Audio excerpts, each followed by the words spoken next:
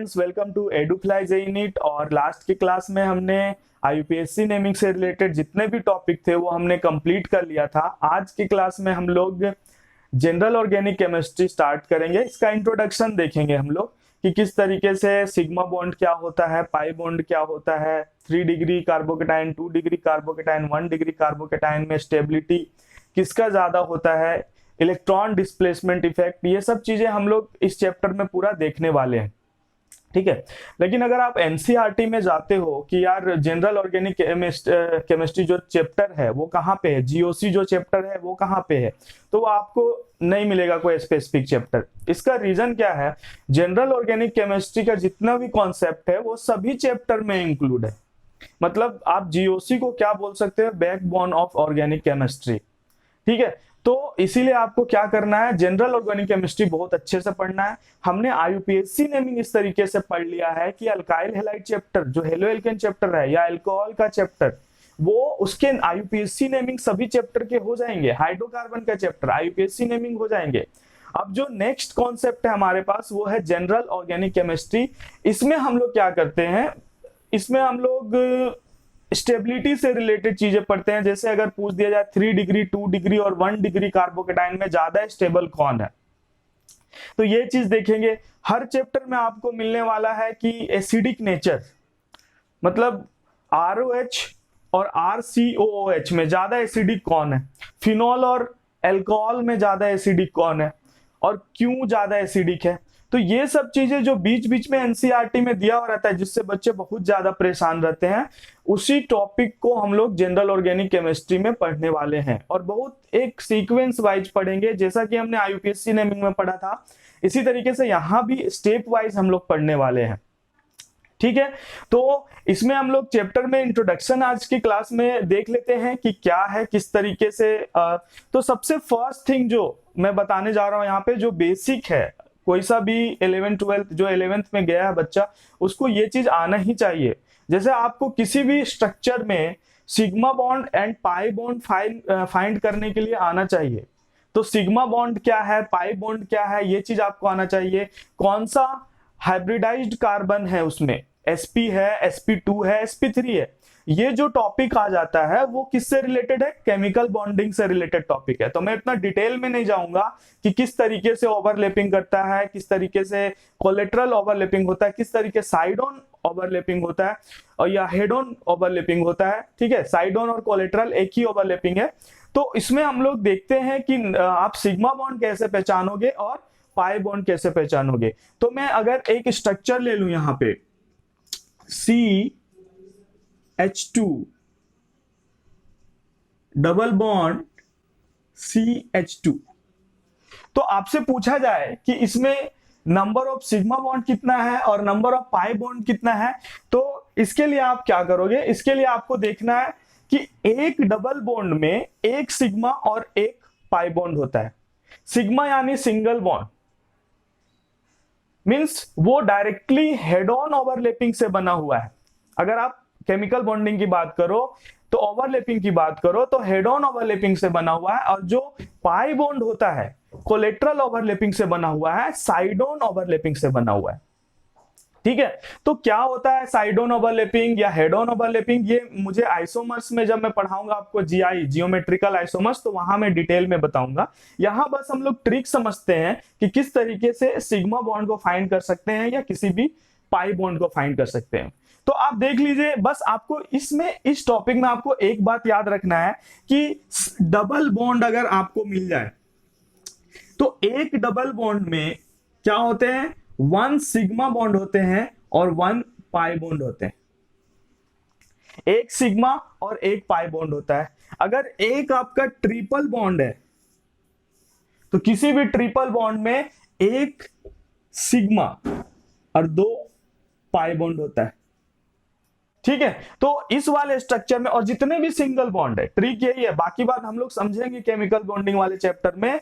या जब मैं आइसोमर्स पढ़ाऊंगा, जीआई पढ़ाऊंगा, तो आपको पूरा अच्छे से उसके बारे में ओवरलैपिंग बता दूंगा कि किस तरीके से साइड ऑन होता है, किस तरीके से हेड ऑन ओवरलैपिंग होता है। ठीक है, फॉर्मेशन ऑफ पाई बॉन्ड कैसे होता है, फॉर्मेशन ऑफ सिंगल बॉन्ड कैसे होता है, सिग्मा बॉन्ड कैसे होता है। अभी बस मैं आपको ये बता रहा हूं कि सिग्मा और पाई बॉन्ड फाइंड कैसे करते हैं। तो अगर डबल बॉन्ड रहा तो उसमें एक सिग्मा एक पाई हुआ, सिंगल बॉन्ड हुआ तो वो हमेशा सिग्मा बॉन्ड होता है, ट्रिपल बॉन्ड हुआ तो एक सिग्मा और दो पाई बॉन्ड होता है, ये आपको याद रखना है। अब इस वाले स्ट्रक्चर में, इथीन के स्ट्रक्चर में हमें क्या फाइंड करना है, number of sigma bond and number of pi bond. इसका स्ट्रक्चर अगर अपन बनाए, कंप्लीट स्ट्रक्चर बनाए, तो यहां पे C H double bond C H. ठीक है, अब इसमें आपसे पूछा जा रहा है टोटल नंबर ऑफ सिग्मा, तो मैंने आपको बताया जितने भी सिंगल बॉन्ड है वो कौन से बॉन्ड है, वो सिग्मा बॉन्ड है।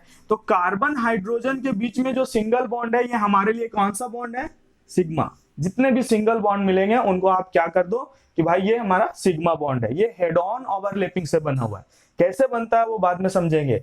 यहाँ पे कार्बन और हाइड्रोजन, ये भी सिंगल बॉन्ड, तो कौन सा बॉन्ड, सिग्मा बॉन्ड। ये कार्बन हाइड्रोजन, ये कैसा बॉन्ड, सिग्मा बॉन्ड। ये कार्बन हाइड्रोजन सिंगल बॉन्ड, तो सिग्मा बॉन्ड। अब आ गया डबल बॉन्ड। डबल बॉन्ड में क्या होता है, एक सिग्मा और एक पाई बॉन्ड होता है। तो मतलब इसमें एक सिग्मा रख दीजिए और एक पाई बॉन्ड रख दीजिए। ठीक है, तो अगर इसमें हम लोग बात करें total number of sigma bond 1 2 3 4 5, 1 2 3 4 5।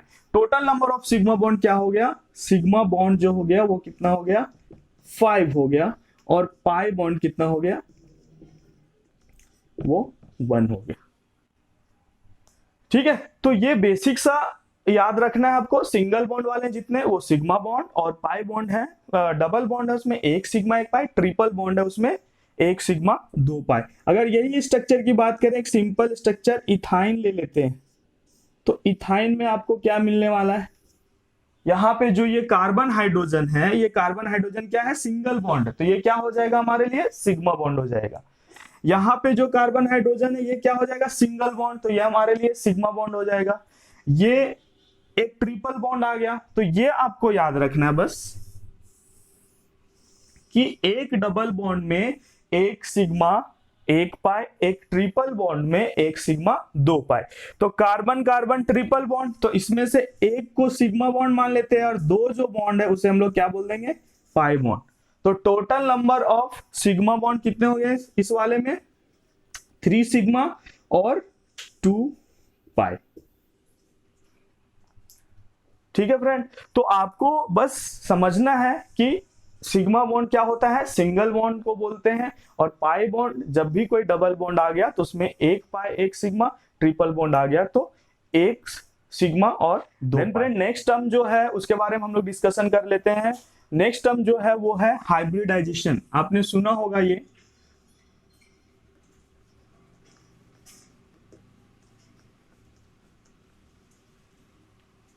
Hybridisation. ठीक है, तो जो आप क्लास 11th का चैप्टर, फर्स्ट चैप्टर लो, some basic concept of organic chemistry, तो उसमें क्वेश्चंस दिए हुए हैं कि यार ये वाला कार्बन कौन सा हाइब्रिडाइज्ड है, ये कार्बन कौन सा हाइब्रिडाइज्ड है।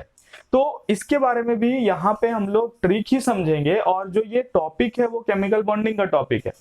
या मैं बोल रहा हूँ आपको, जब हम लोग जीआई जियोमेट्रिकल आइसोमर्स में आएंगे तो वहां पे मैं जब स्ट्रक्चर बनाऊंगा इथीन का, तो हाइब्रिडाइजेशन का यूज करके ही उसका स्ट्रक्चर बनेगा। तो मैं वहां पे आपको डिटेल में समझा दूंगा जब हम लोग जियोमेट्रिकल आइसोमर्स पढ़ेंगे।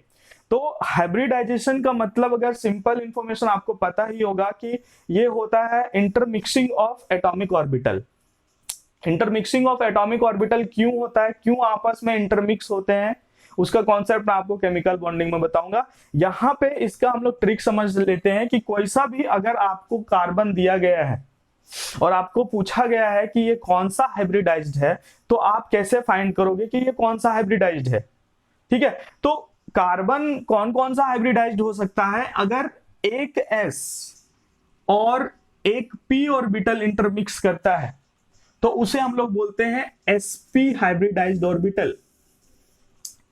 डिटेल में नहीं जा रहा हूं, थोड़ा सा मैं इलेक्ट्रॉनिक कॉन्फ़िगरेशन करके बता रहा हूं आपको। 1s2 कार्बन का atomic number 6, 1s2 2s2 2p2, 1s2 2s2 2p2। तो जो बॉन्ड फॉर्मेशन में पार्टिसिपेट करेगा ये आउटर सेल वाला करेगा। 1s2 इनर सेल हो गया, 2s2 उसका आउटर सेल हो गया। तो वहां पे अगर हम लोग देख लें क्या होता है, एक्साइटेड स्टेट में एक इलेक्ट्रॉन 2s2 से जंप करता है और कहां चला जाता है, 2p3 में। तो जितने भी ऑर्बिटल हैं सभी ऑर्बिटल में क्या क्या है, एक एक इलेक्ट्रॉन है। और हाइब्रिडाइजेशन अगर आपको पता होगा, जिनको पता है, तो उसमें हम लोग बोलते हैं कि इनका जो एनर्जी लेवल होता है वो बराबर नहीं होता। तो ये अपने एनर्जी लेवल को बराबर करने के लिए आप एनर्जी कैसे फाइंड करते हो, N+L रूल, एटॉमिक स्ट्रक्चर, उसमें भी मैं आऊंगा। मैंने जो चीज नहीं पढ़ाया उसके बारे में मैं बात नहीं करना चाहता हूं, लेकिन फिर भी बस मैं समझा रहा हूं। ये 2s ऑर्बिटल है और ये 2p ऑर्बिटल है।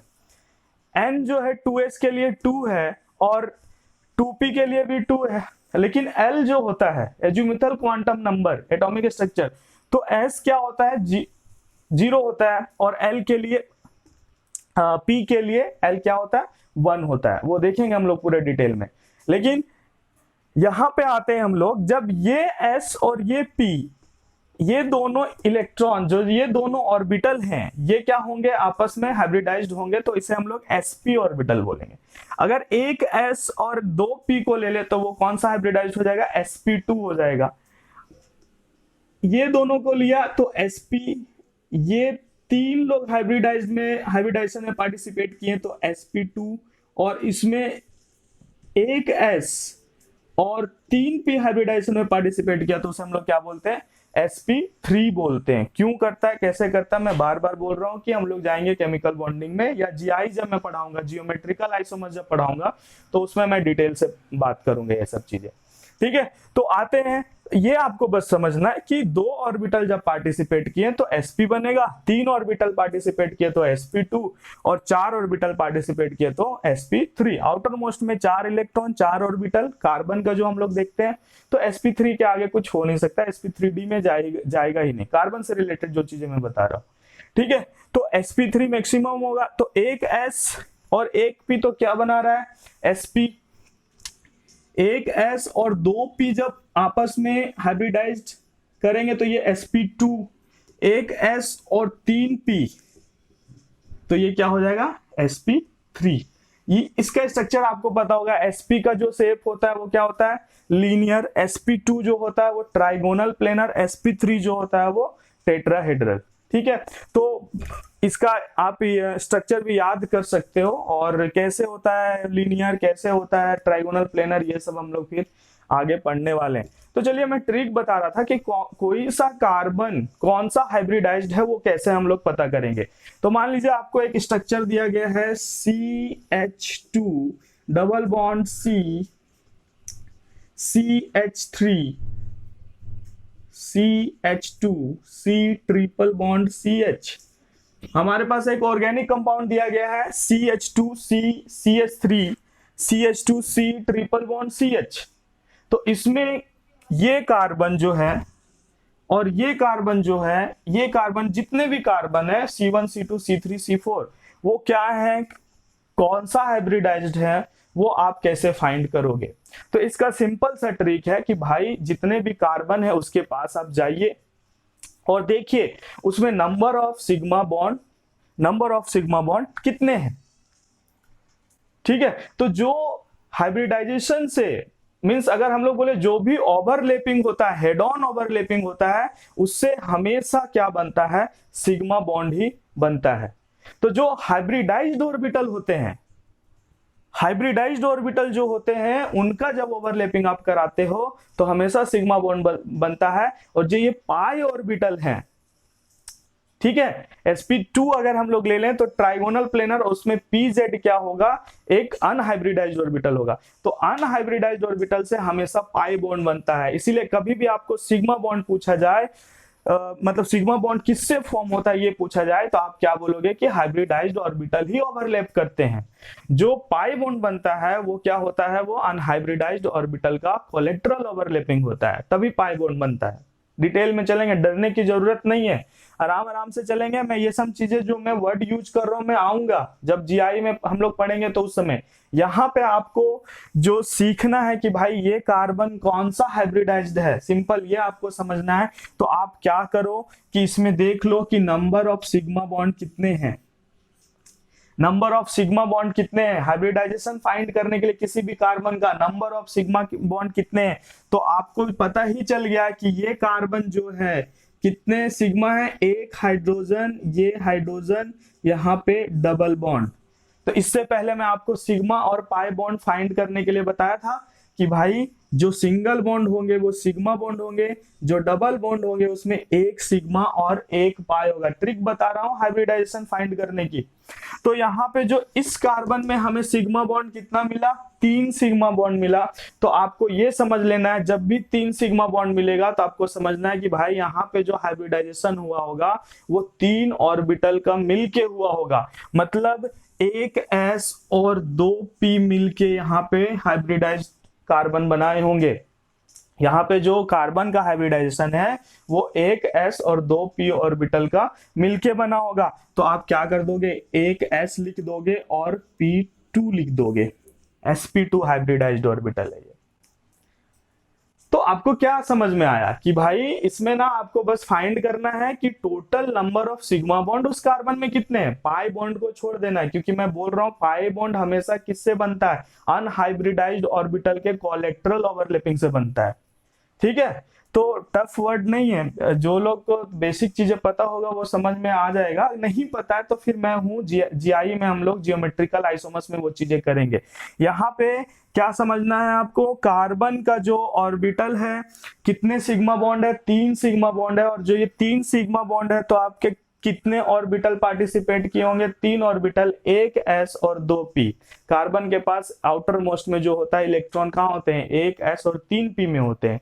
तो सिग्मा बॉन्ड आपको फाइंड करना है, एक s और 2 p। तो ये वाला कार्बन कौन सा हाइब्रिडाइज्ड हो गया, sp2 हो गया।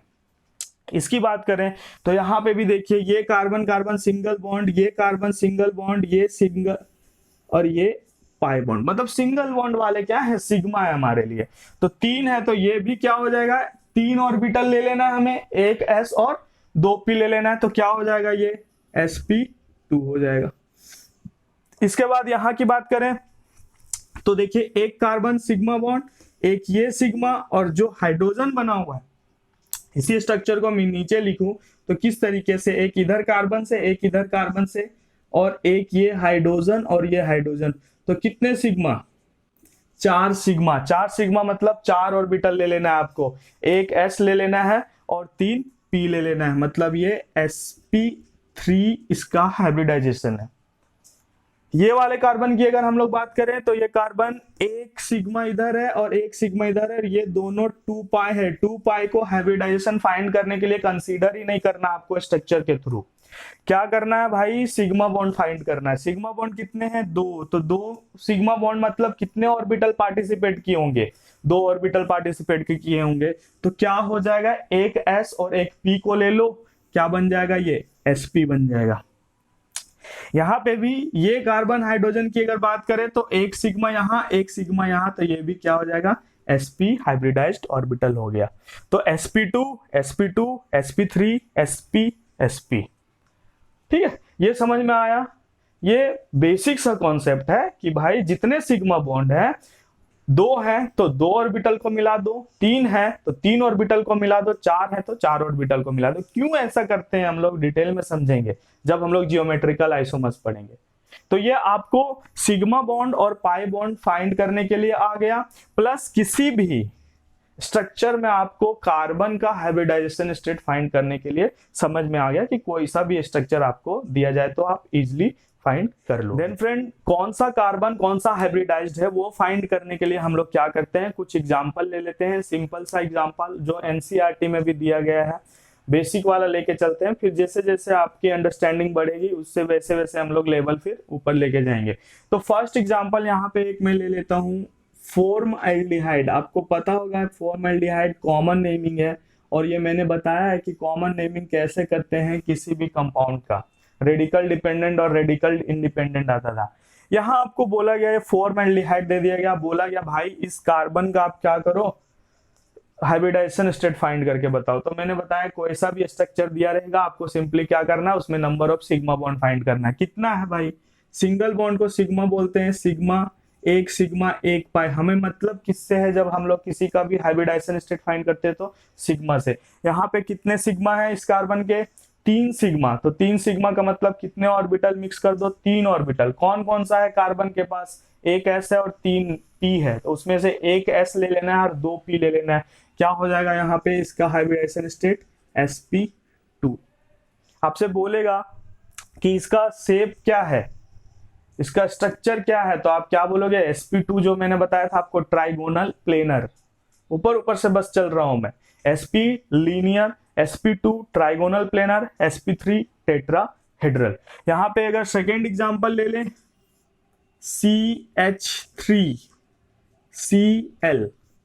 CH3Cl methyl chloride, common naming है ना, और IUPAC नेमिंग इज क्लोरोमीथेन।